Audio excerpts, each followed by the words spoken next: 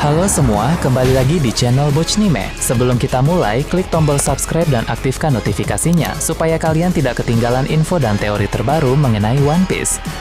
Sekarang lanjut ke pembahasan.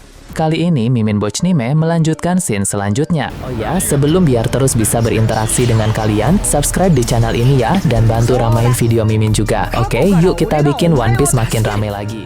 Cerita dimulai dengan memperlihatkan keadaan di desa barat Elbaf, di mana Zoro yang sebelumnya sempat dikalahkan oleh Im Sama, kini akan diperlihatkan kembali. Meski sudah dikalahkan oleh sang pemimpin pemerintah dunia tersebut, Zoro tidak mau tumbang berlama-lama dalam pertempuran kali ini. Dia mulai bangkit kembali, sehingga tentu membuat Chopper dan yang lain merasa sangat senang di sana. Zoro pun siap untuk beraksi lagi, walau kali ini tidak langsung pergi ke wilayah Im Sama berada sekarang, sebab ada hal mendesak lain yang harus dia lakukan terlebih dahulu. Sementara itu, pada saat yang bersamaan di area dekat sekolah Walrus, ada Sanji yang juga telah kalah oleh Im Sama beberapa waktu yang lalu. Namun sama seperti Zoro, sang koki bajak laut topi jerami itu pun sudah mulai bangkit kembali. Bonnie dan Lilith yang berada di dekat Sanji pun bersyukur karena Sanji masih hidup dan kondisinya baik-baik saja. Padahal sebelumnya dia mendapatkan luka yang parah dari kekuatan mengagumkan milik Im Sama. Sebagai sayap untuk calon raja bajak laut, Zoro dan Sanji memang telah berkembang semakin kuat seiring berjalannya waktu. Walau serangan-serangan dari Im Sama memang terlalu sulit untuk mereka hadapi, tapi setidaknya kali ini mereka berdua tidak pingsan lama-lama. Mereka segera bangun lagi untuk tetap melibatkan diri dalam konflik di Pulau Elbaf yang semakin panas ini. Kemudian akan diperlihatkan kelanjutan pertarungan antara Loki melawan Im Sama di suatu wilayah lain di hutan dunia Matahari Elbaf. Di sana, Loki terus melancarkan serangan yang sangat kuat kepada sang pemimpin pemerintah dunia itu. Sebagai raja terkuat di Elbaf, dia harus melindungi negeri tersebut meski hanya seorang diri, sebab dia masih menunggu Luffy yang sedang memulihkan tenaga di dalam sekolah Walrus. Loki menggabungkan kekuatan petir dari Nidai dan kekuatan Estragnir untuk menciptakan teknik-teknik kombinasi hebat dengan skala yang sangat masif. Namun Im Sama bisa menghadapi itu dengan kekuatan api hitam Omen. Memang sangat sulit bagi Loki untuk melawan kekuatan api hitam tersebut, sebab api hitam Omen bisa Im Sama pakai untuk apa saja, baik untuk bertahan maupun untuk menyerang. Jika dia ingin bertahan dengan api hitam itu, maka Im Sama hanya perlu memadatkan dan memanipulasi api hitam Omen menjadi bentuk-bentuk yang sesuai, baik untuk menangkis serangan berskala kecil maupun serangan berskala besar. Sedangkan bila dia ingin menyerang musuh dengan api hitam tersebut, Im Sama hanya perlu melontarkannya ke arah musuh saja. Api hitam ini bahkan punya daya eksplosif yang sangat besar. Ibaratnya, daya eksplosif itu seperti ledakan nuklir jarak dekat ke arah target. Maka dari itu, walaupun Loki sudah mencoba menggabungkan kekuatan petir dan juga haki, tetap saja duel ini berat sebelah bagi Loki itu sendiri. Loki benar-benar harus berjuang sekuat tenaga, karena jika dia lengah sekali saja dalam pertarungan ini, maka nyawalah yang akan menjadi taruhannya. Sementara Loki sedang bertarung melawan Im Sama, Sommers dan Killingham di dua area yang berbeda akan diperlihatkan kembali. Keduanya saat ini telah berkembang menjadi semakin kuat berkat api hitam Omen dari Im Sama. Karena Im Sama memulihkan mereka berdua dengan kekuatan api hitam Omen ini sangat luar biasa, karena memberi peningkatan kekuatan yang sangat signifikan kepada dua kesatria suci tersebut. Bahkan kelihatannya perkembangan kekuatan mereka berdua terus bertambah selagi efek api hitam Omen masih bekerja di tubuh mereka masing-masing sampai pada batasan waktu tertentu atau efek dari api hitam Omen itu habis. Jadi semakin lama Sommers dan Killingham dibiarkan seperti ini, maka keduanya akan terus menjadi semakin kuat. Pada saat ini Sommers sedang mengangkat sebuah kapal besar milik para raksasa Elbaf. Kapal tersebut mempunyai ukuran yang sangat masif, jauh lebih besar dari ukuran kapal pada umumnya. Sommers sebagai orang yang hanya memiliki ukuran tubuh setara manusia normal, mampu mengangkatnya dengan sangat mudah di sana. Ini merupakan salah satu perkembangan yang dia dapat dari kekuatan api hitam Omen, di mana kekuatan fisiknya juga menjadi semakin hebat seiring berjalannya waktu. Jika kita ingat kembali, salah satu komandan Titan bajak laut Kurohige, ada Barges yang juga bisa melakukan hal yang serupa seperti itu. Barges bisa mengangkat sebuah batu besar bahkan gunung sekalipun dengan sangat mudah, seperti mengangkat sebuah ransel tas. Barges sama sekali tidak butuh banyak tenaga untuk mengangkat dan melempar benda-benda dengan ukuran sangat besar. Nah, kekuatan yang didapat oleh Sommers berkat api hitam Omen Im Sama juga kurang lebih mirip seperti Barges itu, yang mana Sommers bisa mengangkat objek-objek yang sangat besar dengan sangat mudah di sana. Nah, dia bisa mengangkat kapal raksasa Elbaf tanpa effort sama sekali, yang mana kita tahu bahwa kapal raksasa itu puluhan kali lipat lebih besar daripada kapal Thousand Sunny. Kapal Thousand Sunny saja memiliki tinggi 56 meter, jadi bisa diperkirakan bahwa ukuran dan tinggi kapal raksasa sekitar ratusan meter. Dengan kata lain, kapal raksasa yang Sommers angkat ini memiliki tinggi yang kurang lebih sama dengan gunung kecil yang pernah Barges angkat beberapa waktu yang lalu. Semakin kesini semakin banyak kemampuan-kemampuan yang mirip dengan buah iblis tertentu yang bisa digunakan berkat api hitam hitam omen. Sebelumnya, Im Sama bisa menghidupkan rumah-rumah dan juga pohon-pohon sekitar menjadi hidup dan tertawa jahat, mirip seperti kekuatan Soru-Soru Nomi milik Big Mom yang bisa membuat benda-benda di sekitarnya menjadi pasukan homies. Nah, kini Somers pun mendapatkan kekuatan yang mirip dengan buah iblis Riki-Riki Nomi milik Barges berkat api hitam omen tersebut. Setelah ini, pasti akan semakin banyak lagi kemiripan kekuatan dari api hitam omen dengan suatu buah iblis tertentu. Kembali berfokus pada Somers dan Killingham, mereka masih berniat untuk melaksanakan rencana awal mereka datang ke Pulau Elbaf ini, yakni menculik anak-anak raksasa untuk pergi ke Mary Joyce. Anak-anak raksasa itu akan dijadikan sandara untuk mengancam para raksasa dewasa agar mau menjadi bawahan pihak pemerintah dunia. Nah, cara ini memang terbilang licik dan juga kejam. Tapi di sisi lain, ini juga terbilang rencana yang sangat efektif. Elbaf adalah bangsa yang memiliki prinsip yang sangat kuat. Meski mereka dikalahkan, mereka tetap tidak akan mau tunduk kepada pihak pemerintah dunia. Tapi jika kesatria suci membawa para anak-anak raksasa ke Mary Joyce untuk mengancam para raksasa dewasa, maka prinsip para raksasa dewasa itu kemungkinan besar akan berubah dan juga mulai goyah. Mereka tidak akan membiarkan para anak dan cucu mereka dibawa pergi oleh pihak pemerintah dunia. Para anak-anak Elbaf termasuk Kolon yang merupakan anak dari Gaban dan Ripley merupakan calon penerus prajurit Elbaf pada masa depan nanti. Anak-anak di Elbaf jumlahnya tidak terlalu banyak, tidak seperti anak-anak manusia di luar sana pada umumnya. Jika para anak-anak Elbaf itu diculik oleh pihak pemerintah dunia, bahkan dijadikan budak di Mary Joyce, tentu itu sama saja dengan kepunahan dari bangsa Elbaf itu sendiri. Bayangkan saja jika para anak-anak raksasa dijadikan budak dan para raksasa Elbaf diubah menjadi iblis dengan teknik demi-reverse, kepunahan bangsa Elbaf pasti tidak akan lama lagi. Dengan begitu, apapun yang terjadi, pihak Elbaf sama sekali tidak boleh membiarkan Somers dan Killingham merealisasikan misi mereka itu. Jangan sampai anak-anak raksasa tersebut dibawa oleh kapal yang sudah dipersiapkan oleh Somers dan Killingham. Di area Killingham saat ini dia menciptakan monster mimpi buruk terkuat yang bisa dia ciptakan sekarang ini. Berkat api hitam omen Im Sama yang memberinya pemulihan dan peningkatan kekuatan secara instan, maka sekarang Killingham memiliki energi yang cukup untuk menciptakan monster sekuat ini. Monster ini pun tidak berasal dari mimpi buruk orang lain, melainkan dari mimpi buruk Killingham itu sendiri. Dia memanipulasi alam mimpinya untuk menciptakan sosok yang paling Killingham takuti. Sosok tersebut adalah Dewi Hujan yang bernama Zaza. Banyak orang lain di Mary Joyce pun takut juga kepada sang Dewi Hujan ini, meski mereka tidak pernah melihat sosok tersebut secara langsung. Mereka hanya sering mendengar kisah-kisah dan cerita-cerita legenda mereka tentang Dewi Hujan yang sangat mengerikan. Jadi rupanya para kesatria suci tidak selalu mempunyai ketakutan yang sama. Nah, Mimin Bochinime ingat bahwa puluhan chapter yang lalu, Gunsai Ganokon pernah bilang bahwa ketakutan terbesar yang dia miliki adalah sosok Dewa Matahari Nika. Nah, sedangkan di sini, bagi Killingham yang paling dia takuti rupanya bukan sang Dewa Matahari Nika, melainkan sosok Dewi Hujan yang bernama Zaza. Dia memiliki visual seorang wanita berambut panjang dan memiliki 4 tangan. Tubuhnya terlihat transparan dan bagian dalamnya berisikan air. Dia juga memiliki lingkaran putih di punggungnya mirip seperti lingkaran putih milik Enel. Lalu sosok Dewi Zaza ini pun terlihat menggunakan jubah dengan tudung dan juga cadar, khas pakaian tradisional wanita Mesir kuno. Meski dia sudah memakai jubah, dia pun juga memakai topi kerucut yang dihiasi dengan permata. Monster mimpi buruk Dewi Hujan Zaza ini terbilang sangat kuat, sehingga dia bisa dengan mudah membanjiri suatu desa raksasa. Ada beberapa hal yang perlu dipahami terkait sang Dewi Hujan ini. Pertama, monster mimpi buruk ciptaan Killingham ini belum tentu memiliki visual yang persis sama dengan Dewi Hujan yang asli pada masa lalu, sebab visual ini hanya berdasarkan dari penggambaran dalam pikiran Killingham itu sendiri. Dia sendiri pun sebenarnya tidak pernah melihat sosok asli dari sang Dewi tersebut. Itu hanya berdasarkan imajinasi Killingham saja. Kedua, Dewi Hujan ini juga sejatinya berasal dari kekuatan Dewa Hujan yang asli, sebab dulu di Skypiea pernah disinggung soal Dewa Hujan bersama dengan Dewa Matahari, Dewa Hutan, dan juga Dewa Bumi. Pada dasarnya sang pemilik kekuatan hujan itu merupakan seorang dewa, bukan seorang dewi. Namun alasan mengapa monster mimpi buruk Faza yang Killingham ciptakan itu merupakan seorang wanita, kemungkinan besar karena pengguna kekuatan buah iblis Dewa Hujan itu pada masa lalu adalah seorang perempuan. Sehingga bentuk perubahannya pun menjadi wanita sama seperti penggunanya pada masa lalu itu. Pertanyaannya adalah, siapa pengguna kekuatan Dewa Hujan di masa lalu itu sehingga jadi malah disebut Dewi? Orang itu tak lain tentu adalah sosok yang sangat berpengaruh bagi Joy Boy dan juga Im Sama, yaitu Ratu Nefertari di Lili. Busana monster mimpi buruk Dewi Hujan yang diciptakan oleh Killingham pun serupa dengan busana wanita Mesir kuno, mirip seperti penggambaran Nefertari di Lili yang juga memakai pakaian khas Mesir kuno. Meski penggambaran ini tidak akurat karena hanya berdasarkan pada pemikiran Killingham saja, tapi setidaknya ini bisa menjadi petunjuk besar sebab kerajaan Alabasta memang terinspirasi dari sejarah Arab dan juga Mesir kuno. Dengan begitu, wajar bila pengguna kekuatan Dewa Hujan pada masa lalu itu adalah Ratu Lili, sehingga kekuatan itu di tangannya pun menjadi julukan Dewi Hujan, sebab Ratu Lili adalah seorang perempuan. Kemudian muncul juga pertanyaan baru yang tidak kalah menarik. Jika pada abad kekosongan perkampungan kekuatan Dewa Hujan dimiliki oleh Lily, maka siapa pengguna kekuatan Dewa Hujan itu pada era sekarang ini? Tentu kita semua bisa menebak bahwa orang itu adalah Monkey D. Dragon. Kekuatan angin dan badai milik Dragon hanya bagian dari skill sang Dewa Hujan saja. Jadi sejatinya buah iblis yang dimiliki oleh Dragon itu bukanlah logia angin ataupun paramecia badai, melainkan dia adalah pengguna kekuatan buah iblis Mythical Zoan Dewa Hujan. Alasan mengapa dia masih belum memperlihatkan perubahan zoanya, melainkan hanya menggunakan kekuatan angin dan badainya saja. Kemungkinan besar antara dua alasan ini. Pertama, Dragon masih merahasiakan kekuatan tersebut dari publik. Dia sengaja hanya memakai kemampuan angin dan kemampuan badai saja, sehingga orang-orang tidak akan langsung tahu apa kekuatan sejati milik Dragon. Tentu, Dragon tidak akan mengungkapkan apa kekuatan sebenarnya kepada para musuh, terutama pemerintah dunia. Sebab jika hal itu terjadi, kelemahannya pasti akan langsung dicari tahu. Dia sengaja hanya men-spam kekuatan angin dan kekuatan badai saja, tidak langsung berubah ke dalam wujud Dewa Hujan. Wujud Dewa Hujan yang dia miliki baru akan dia gunakan di perang akhir nanti. Perang besar itu adalah perang yang melibatkan seluruh dunia, sehingga tentu itulah waktu yang tepat untuk Dragon menggunakan wujud Dewa Hujan yang sesungguhnya. Nah, bagaimana menurut kalian terkait ini? Nah, itu tadi berbagai hal menarik pada pembahasan channel Bochnime kali ini.